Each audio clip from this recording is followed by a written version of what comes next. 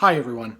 Today's video was almost made by a clean-shaven version of myself about manspreading. I went to visit my daughter on the weekend, and upon my return flight, I was delighted to find that perhaps in some kind of compensation for the fact that I had the seat on the last row of the plane, which meant I had to exit last, I actually had no one sitting beside me, so I was able to flip up the armrest and take a picture of myself manspreading. Of course, it was artificial. I didn't really sit with my legs spread that wide, but I was going to have some fun about the whole manspreading issue.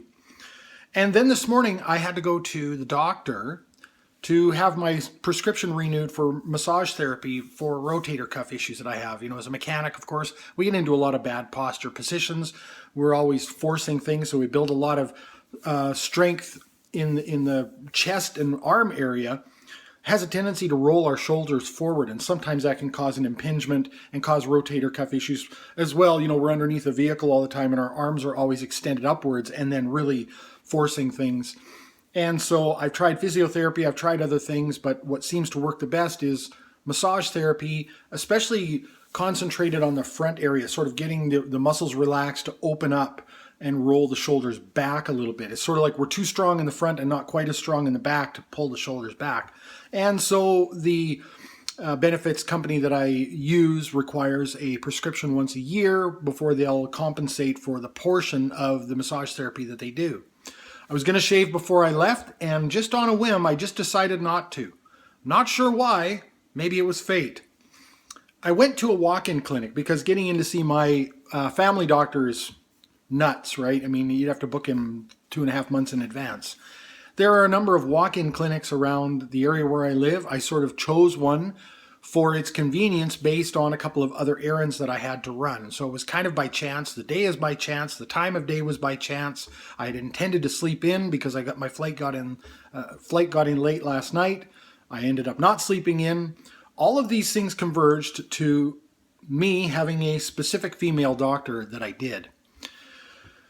I sat down, and when she entered the room, she looked at me, kind of a double take look, and she asked me what I was there for, and I told her, and then she asked me, after we had discussed my rotator cuff issues, I mean, it was like 1.5 minutes, right? I basically said, I'm here for a doctor's note, and she said, okay.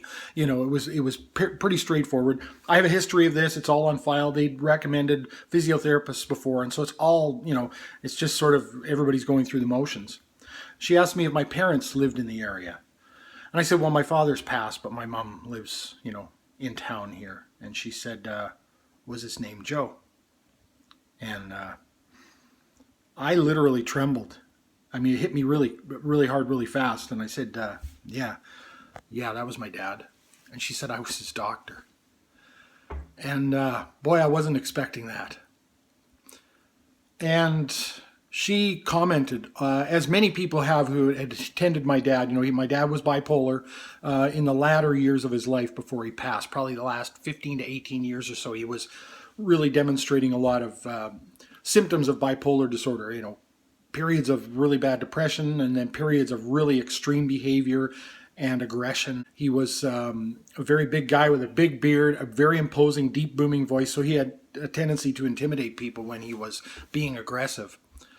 But by and large, all the people who attended him professionally, like different doctors and other people, and also other people who interfaced with him at like the hospital when he was there and that sort of thing, all really liked him. And she expressed this to me, that she really, really liked him. She commented on how incredibly intelligent he was and how eccentric he was and how he was just an extremely interesting person to talk to.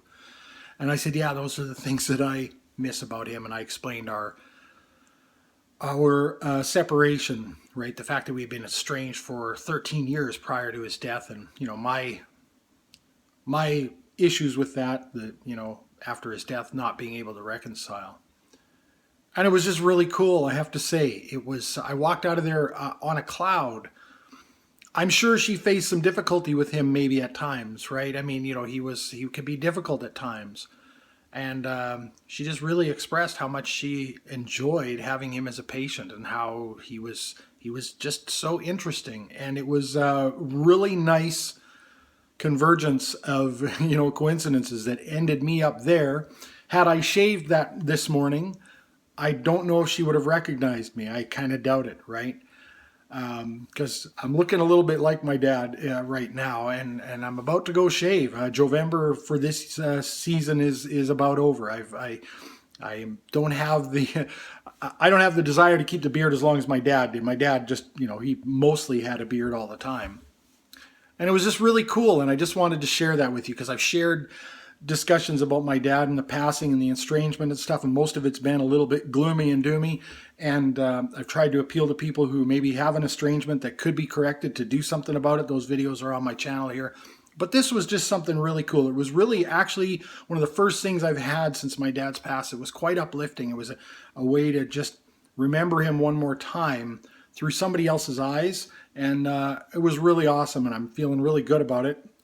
Maybe I won't shave today. Maybe I'll keep it one more day. I don't know. But thanks very much for watching.